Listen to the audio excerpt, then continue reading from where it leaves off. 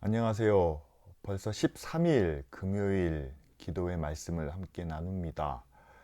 오늘 함께 나눌 말씀은 생명의 삶 14일 토요일 본문을 가지고 함께 나누도록 하겠습니다. 요한복음 20장 1절부터 10절까지 말씀 제가 읽어드리겠습니다.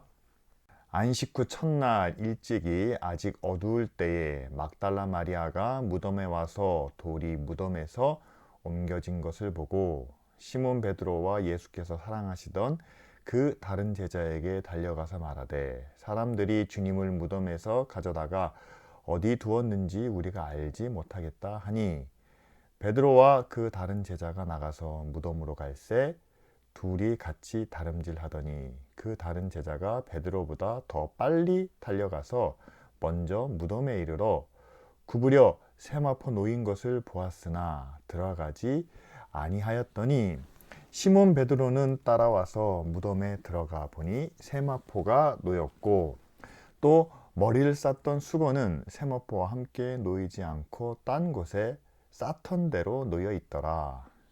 그때야 무덤에 먼저 갔던 그 다른 제자도 들어가 보고 믿더라. 그들은 성경에 그가 죽은 자 가운데서 다시 살아나야 하리라 하신 말씀을 아직 알지 못하더라. 이에 두 제자가 자기들의 집으로 돌아가니라. 19장 마지막 부분을 보면 예수님의 장례는 12명에 속하지 못한 다른 제자, 곧 니고데모와 요셉의 손에 의해서 치러집니다. 그리고 그 후에 대제사장이 요구해서 그 무덤에는 돌로 막고 인장으로 완전히 봉하게 되고요. 또한 군인들을 시켜 그 무덤을 지키게 합니다. 예수님께서 살아계실 때 죽은 지 사흘 만에 다시 살아나리라 라는 예언을 제자들도 알고 또한 다른 유대인들도 알고 있었기 때문에 그것을 그들은 막기 위해서 바로 이와 같은 조치를 취하게 되죠. 이 제자들과 또 예수님을 따르던 여인들도 예수 그리스도의 부활에 대한 말씀을 들었지만 그러나 오늘 우리가 함께 읽은 9절 말씀을 보면 죽은 자 가운데서 다시 살아나야 하리란 말씀을 그들이 알지 못했다. 들었지만 기억하지 못한 것으로 생각됩니다. 그래서 누가복음 24장을 보면 여인들이 예수님의 그 미흡한 급하게 치러진 그 장례를 잘 마무리하기 위해서 향품을 가지고 예수님의 무덤을 찾아가게 됩니다. 그들은 미흡한 예수님의 장례를 좀 더 온전히 하기 위해서 그 무덤을 찾아갔지만 그러나 예수님은 이미 제자들에게 말씀하신 대로 그들의 죄를 위하여 십자가에 죽으신 후 사흘 만에 다시 살아나셨죠. 부활의 말씀을 듣기는 했지만 깨닫지 못하고 또한 기억하지 못했던 제자들 그리고 여인들에게는 참으로 놀라운 일이 아닐 수 없습니다. 하지만 그들은 예수의 부활의 증거를 예수님의 시신이 없어졌을 뿐만 아니라 세마포와 함께 모든 것이 가지런히 놓여 있는 그 현장을 보고 뒤늦게 예수님의 말씀을 깨닫고 또한 그들은 믿게 되었다는 사실이죠. 말로 들은 것은 사실 쉽게 잊혀질 수 있습니다. 3번씩이나 여러 번 말씀을 통해서 확인되었지만 그럼에도 불구하고 우리는 잊을 수 있고 또한 잘못 받아들일 수 있다는 사실이죠. 그러나 말로 들은 것을 그들이 눈으로 확인했을 때 또는 실제로 경험했을 때 그때의 믿음은 이전보다 훨씬 더 단단해지고 또한 분명해집니다. 제자들이 예수님을 주여 주여 따랐지만 베드로는 하나님의 아들이십니다. 우리의 그리스도가 되십니다. 라고 고백했지만 그러나 예수님의 부활 앞에서는 모두가 한결같이 그것을 온전히 기억하지도 받아들이지도 못했다는 사실이죠. 하나님을 향한 지금 우리의 믿음도 우리의 신앙도 어떠한지 한번 돌아보길 바랍니다. 우리가 매주마다 함께 모여서 말씀을 나누고 이렇게 인터넷을 통해서도 아침 큐티 말씀을 통해서도 또한 함께 말씀과 은혜를 나누지만 하나님의 사랑과 그리고 하나님의 능력에 대해서 성경에 표현되어 있는 하나님의 사랑이 얼마나 큰지 하나님의 능력이 얼마나 놀라운지 우리는 알고 있지만 실제 우리의 삶의 현장에서 그분의 사랑과 그분의 능력을 우리가 얼마나 확신하고 있는지 한번 돌아보기를 원합니다. 현실 속에서 우리가 직접 보지 못했다면 또는 경험하지 못했다면 하나님의 사랑과 능력이 그저 머릿속에 있는 관념에 불과할 수도 있다는 사실이죠. 그래서 하나님은 고난의 때와 시련의 삶을 통해서 하나님의 사랑과 능력을 우리가 분명히 경험하게 되기를 원하십니다. 예수 그리스도의 죽음을 통해서 다시 살아나신 주님의 부활을 경험하게 하시는 것처럼, 예를 들면 지금 우리나라와 또한 전 세계가 코로나19 사태로 인해서 두려워하고 있습니다. 불확실한 미래로 인해서 지금 굉장히 어려운 상황 가운데 놓여 있습니다. 이러한 가운데 우리를 향한 하나님의 사랑과 하나님의 능력은 어떻게 나타나야 할까요?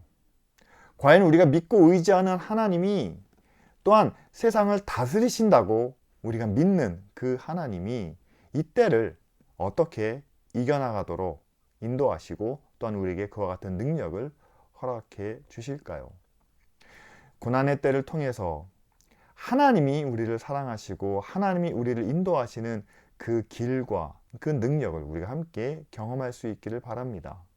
그런 경험을 통해서 하나님을 향한 우리의 믿음이 더 굳건해지고 어떠한 상황에서도 하나님을 의지할 수 있는 그런 확신이 우리 마음 가운데 세워지기 때문이죠. 그래서 기쁜 우리 교회는 이렇게 어려운 때에 우리보다 더 어려운 이웃들을 함께 돌아보며 예수님의 사랑을 조금이나마 실천하고자 합니다. 지난번에 말씀드린 것처럼 월드비전을 통해서 어려운 가정에 속한 어린이들을 우리가 돕기 위해서 교회의 구제계좌로 여러분들의 후원을 지금 모으고 있습니다. 이번 주일까지 여러분들이 보내주신 그 후원의 정성은 잘 모아서 월드비전에 전할 수 있도록 하겠습니다. 그리고 이번 주일 예배가 어떻게 되는지 궁금해 하시는 성도님들이 많으실 텐데 아직 교회가 결정하지는 못했습니다. 제가 여러분들에게 의견을 묻고 또 함께 뜻을 나눠서 곧 결정을 하도록 하겠습니다. 다만 우리가 함께 기도하기를 원하는 것은 특별히 이번 주에 수도권을 중심으로 감염이 확산되고 있습니다.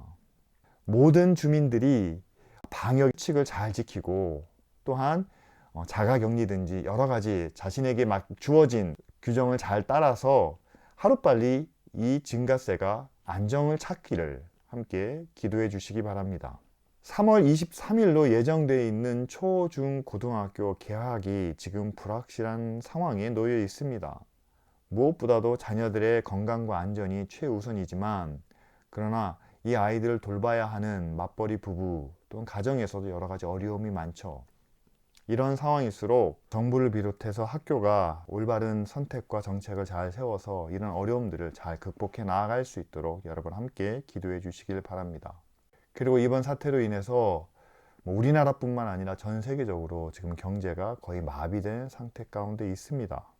재앙과 같은 일이기 때문에 어쩔 수 없는 상황이지만 그러나 이렇게 어려울 때 정부를 비롯한 모든 기관들이 함께 합력해서 서민들을 위한, 국민들을 위한 필요한 정책들을 바르게 세워서 지금 이 어려움을 조금이나마 덜어줄 수 있는 그런 역할을 할 수 있도록 위해서 함께 기도해 주시길 바랍니다. 그리고 교회를 위해서도 함께 기도해 주시길 바랍니다. 이미 2주 동안 인터넷 예배를 드렸기 때문에 교회가 성도들을 섬기고 또 함께 교제하는 그런 기회가 없었습니다. 더 안정된 상황을 위해서 2주 동안 인터넷 예배를 연장하는 그런 사안을 놓고 함께 기도하고 있습니다.